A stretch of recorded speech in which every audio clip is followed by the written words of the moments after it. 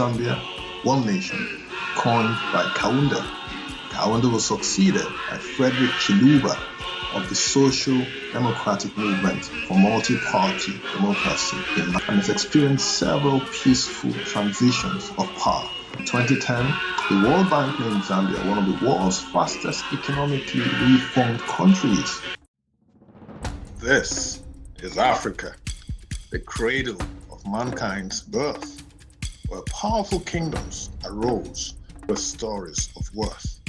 A youth-filled land, the youngest population, with diamonds and cocoa from its fertile foundation, exemplary leaders, their legacy told. Nkrumah, Mandela, their spirits bold. From Johnson Sirleaf's Liberia, where freedom lies, and her first female leader, so wise.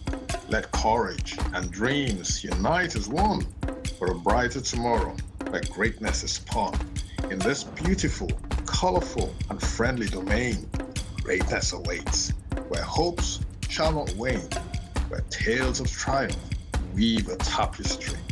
Welcome to Today in African History.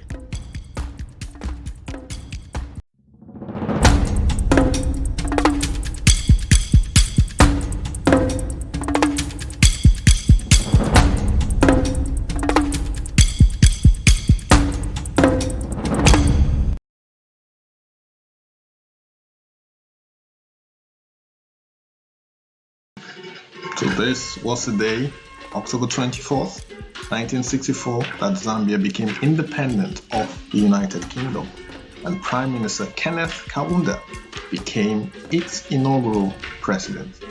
Kaunda's Socialist United National Independence Party, the UNIP, maintained power from 1964 until 1991.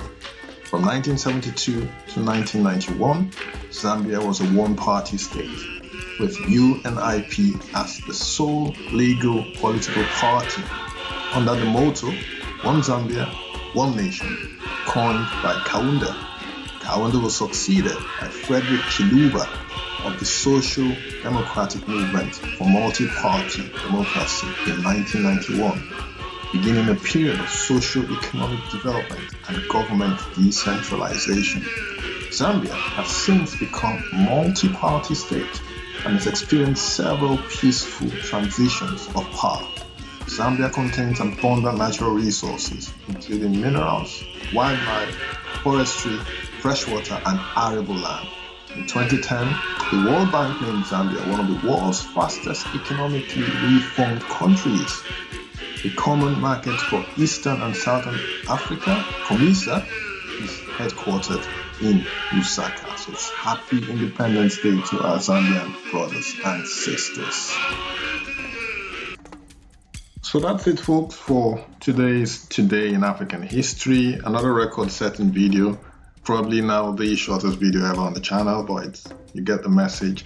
It's a happy Independence Day to our Zambian brothers and sisters. They had their independence on the 24th of October 1964.